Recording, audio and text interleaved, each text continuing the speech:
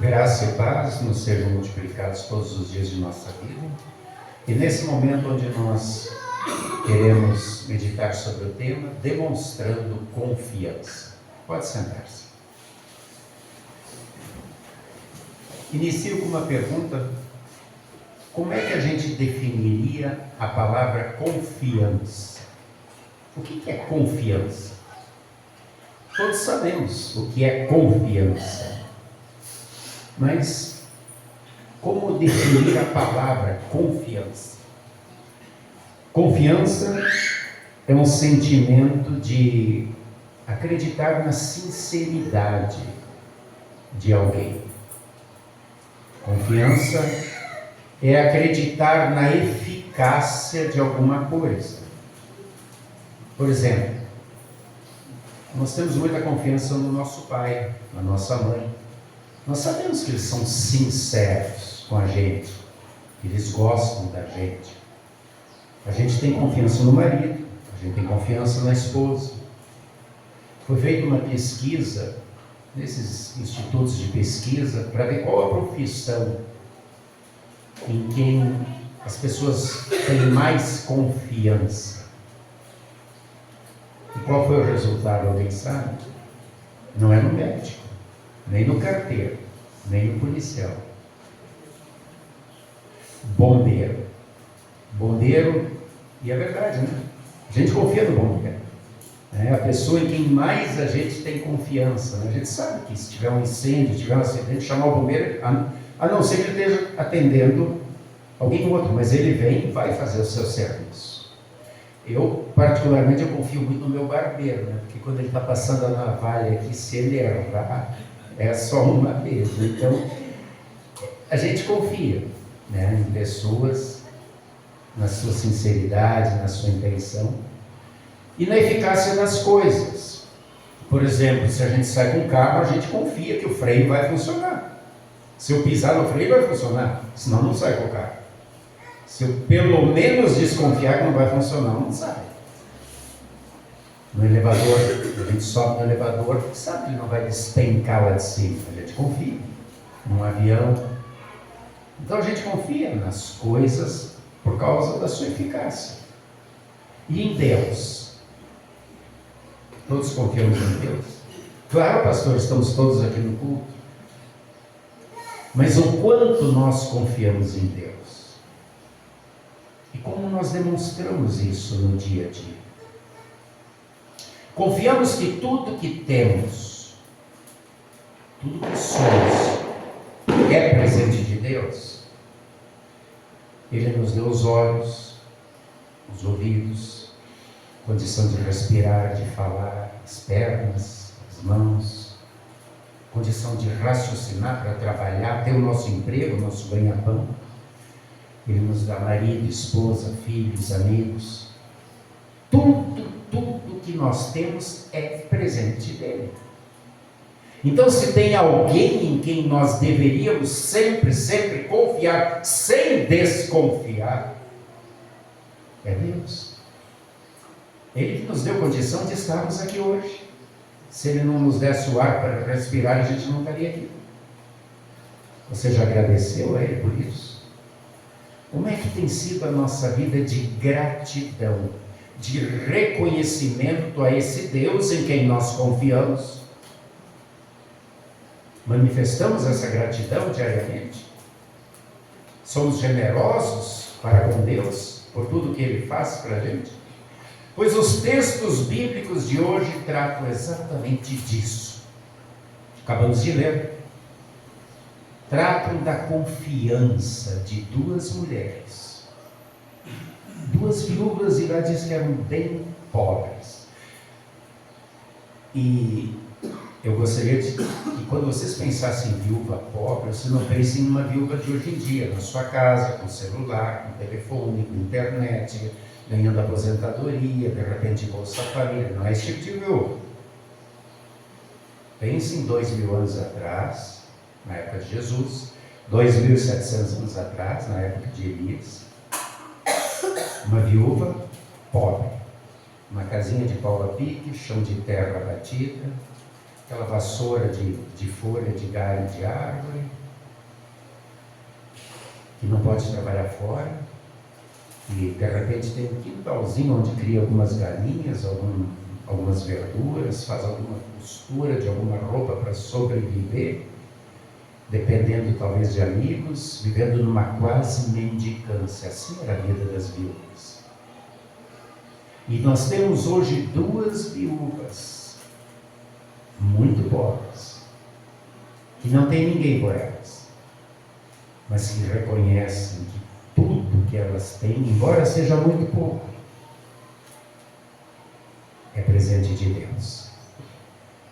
E confiam em Deus. E elas demonstram isso.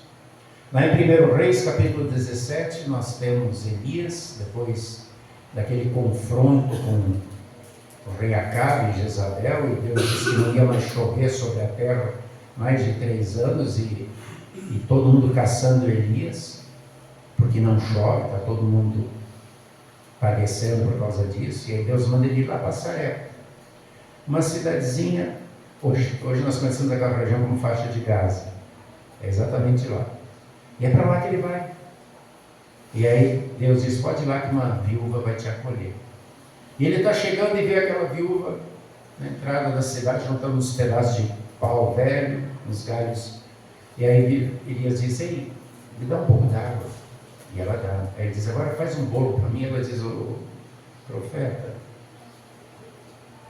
eu só tenho um pouquinho de azeite, um pouquinho de farinha, eu estou juntando esses 2 cavacos de madeira aqui para fazer um bolo para mim e para o meu filho, que é a única coisa que a gente tem, e a gente vai morrer depois disso. E aí Elias disse, então vai lá e faz esse bolo, só que traz para mim. E depois tu vai comer, tu e teu filho. E ela não duvida. Ela confia. E ela vai e faz o bolo para ele. E a farinha não acaba. E o azeite não acaba. E ela faz para o filho dela. E aí o profeta diz, enquanto não chover, enquanto eu estiver aqui contigo, não vai acabar a farinha e o azeite. E é assim que acontece. Porque ela confia. Tempo depois, aquele filho dela morre e o profeta ressuscita o filho para ela. Porque ela confia. No texto do Evangelho, nós temos Jesus com os discípulos em Jerusalém, na área do templo. Era uma área muito grande do lado de fora. E haviam 13 gasofiláceos. O que é gasofilácio? É uma palavra que a gente não usa mais. Eram grandes caixas de madeira, com uma abertura em cima, onde se colocava as ofertas. Naquela época não tinha Pix, não tinha cartão de crédito, não tinha nem papel. Todo o dinheiro era em moeda. E aí Jesus fica observando. E chama os discípulos e diz, vem cá, observem as ofertas. Num daqueles gasofiláceos. Eles ficam observando. E aí o texto diz que várias pessoas ricas iam lá com suas bolsinhas, cheias de moeda de ouro, colocando. E de repente vem uma pessoa que passa despercebida, insignificante, uma viuvinha pobre. E Jesus diz que ela é uma viúva pobre, porque Ele é Deus, Ele conhece. E Ele diz, agora olha a oferta dela. E ela pega 2 moedinhas, nem de ouro, nem de prata, era de bronze. Quadrante. A moeda de menor valor, 50 centavos, digamos assim. E ela coloca aquelas 2 moedas. E os discípulos não entendem nada. E Jesus diz, ela deu mais do que todos eles juntos. Como assim? Colocaram várias moedas de ouro, de prata, e ela deu 2 moedinhas. Então Jesus disse, todos eles deram, e está sobrando, não vai fazer falta. Ela deu tudo o que ela tinha. Deus não vai desamparar ela. Ela poderia ter dado só uma moeda. O que ela vendeu, o que ela fez para conseguir aquelas 2 moedas? Não sei, mas era tudo que ela tinha. Ela não precisava dar moeda nenhuma, não ia fazer falta para a igreja aquelas moedas, com tantas moedas de ouro que estavam entrando, mas ela dá com alegria, com gratidão. Muitas vezes as pessoas dizem, é dinheiro para a igreja não precisa, Deus não precisa. Deus não precisa, realmente. Deus é o Senhor de tudo. Só que lá em Malaquias ele diz, me provem com vossas ofertas e vossos dízimos, se eu não vou abrir a janela dos céus e abençoar vocês. Agora não me engane. E aí nós temos uma palavra de lei de evangelho. Ofertem com alegria, ofertem com gratidão. Quando eu estava preparando essa mensagem, eu lembrei da época que eu era estudante no seminário, e uma vez o pastor pregou sobre ofertas. Naquela época, no fim de semana, os estudantes ficavam na casa, saíam para visitar as congregações, era parte do nosso estudo, isso também, ajudar o pastor, e a gente sempre almoçava na casa de algum membro. E eu estava almoçando na casa de um membro que estava no culto, e que tinha bastante posse, pelo jeito não gostou muito do sermão. E ele fez o seguinte comentário: disse, eu não vou tirar da boca dos meus filhos para dar para a igreja. Eu não podia falar nada, estava na casa dele, mas deu uma vontade. Minha vontade de dizer o seguinte: pois é, se essa é a desculpa, tu não vai tirar da boca dos teus filhos para dar para Deus, quem sabe Deus tira os filhos de ti, aí tu não tem mais essa desculpa. Aí vai sobrar o dinheiro para dar para Deus. Deu vontade de falar. Mas por que eu estou falando isso? Para a gente entender que aquilo que serve como desculpa para não dar, deveria servir como motivação para dar. Deus nos deu os filhos, Deus nos deu filho, Deus nos deu marido, Deus nos deu esposa, Deus nos dá saúde, Deus nos dá tudo, tudo é dele. A oferta não é um gasto. A oferta é um ato de fé, de confiança, de reconhecimento de que tudo é de Deus. Tudo Ele deu. Eu estou devolvendo alguma coisa para dizer que eu reconheço que Ele é o doador. Para dizer, meu, muito obrigado. Aquelas duas viúvas, elas servem de grande exemplo para nós. Um exemplo de confiança. Confiar e agradecer. E eu só agradeço se eu amo. E a lei de Deus diz isso: amar a Deus e amar ao próximo. A gente ama a Deus, a gente reconhece, e a gente manifesta esse amor também ao próximo, ajudando as pessoas que estão ao nosso lado. A oferta de gratidão a Deus não é só dar o dinheiro na igreja, colocar meus dons à disposição e ajudar realmente quem necessita, quem precisa, quem está ao meu alcance, que eu possa ajudar. Isso faz parte do meu reconhecimento, do meu agradecimento a Deus. Só que muitas vezes nós somos egoístas, pensamos apenas em nós mesmos. Não, é fruto do meu trabalho, é meu. Que o outro trabalhe, que tenha condição, e cada um se vira do jeito que pode. A oferta é um ato de fé, um ato de uma vida entregue a Deus.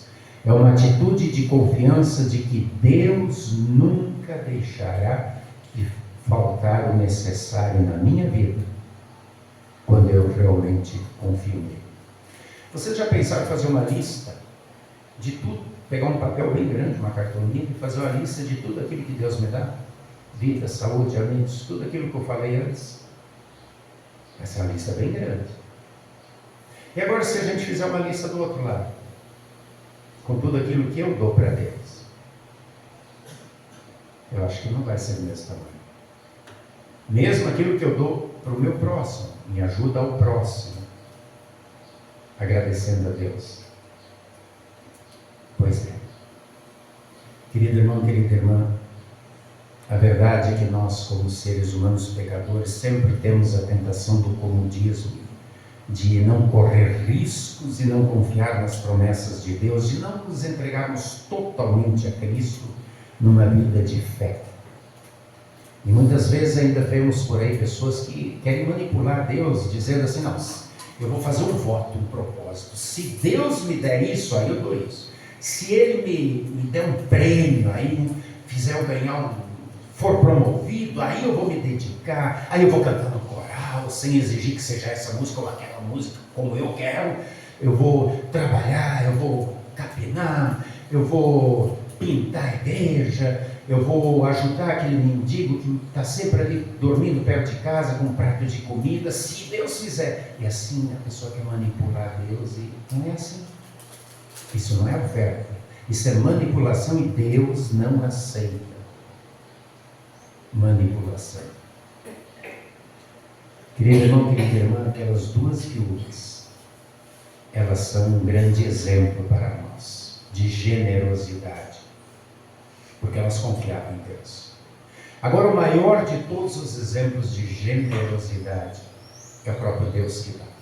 Porque além dele dar tudo que a gente tem, tudo que a gente é, ele ainda olhou para mim, olhou para você e disse: tu está indo para o inferno por causa dos teus pecados. Tu tem raiva, tu tem ciúme, tu tem inveja, tu tem ódio, tu mente, tu engana. Tu deveria ir para o inferno. Mas eu te amo tanto e quero ver você no céu, que eu vou mandar o meu filho para cumprir a lei, os 10 mandamentos em teu lugar, essa lei que você não cumpre. E além disso, ele vai morrer na cruz para você não precisar ir para o inferno. Ele vai morrer por amor a ti. Ele vai ofertar a sua vida no teu lugar, para que você tenha perdão dos pecados.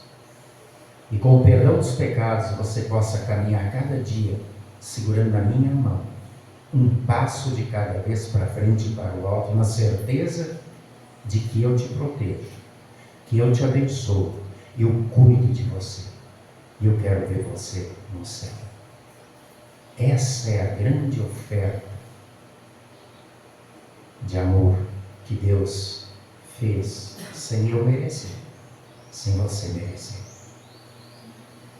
Ele nos abriu o céu e disse: é um presente, não rejeite. Claro que tem gente que fecha o coração, diz: eu não estou nem aí, não preciso disso. Depois não pode reclamar. Deus ofereceu. O céu está aberto para todo mundo, assim como o inferno também está.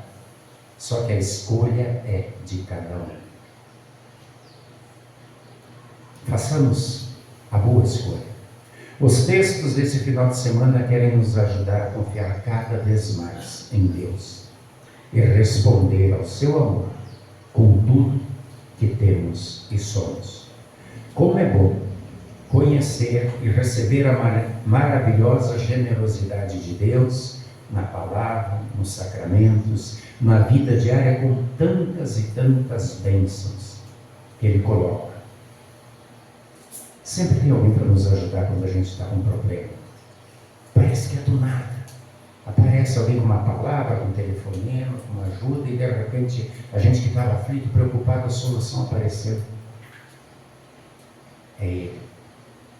Que Deus nos dê olhos para ver e reconhecer tantas e tantas bênçãos que Ele tem derramado sobre nossas vidas. E que possamos sempre ter muita confiança, como as duas. Sabiam que dependiam de Deus para tudo e não se preocuparam em ajudar o profeta e dar oferta na igreja, porque sabiam que Deus não deixaria faltar. Eu poderia concluir a mensagem dizendo: não deixem de ofertar, mas eu concluo diferente, dizendo: converse com Deus sobre a tua vida de gratidão. Peça orientação a Ele e um coração agradecido. Que assim seja. Amém. E a paz de Deus, que excede o entendimento humano, guarde corações e mentes em Cristo Jesus até o dia, quando estivermos juntos no reino da glória. Amém.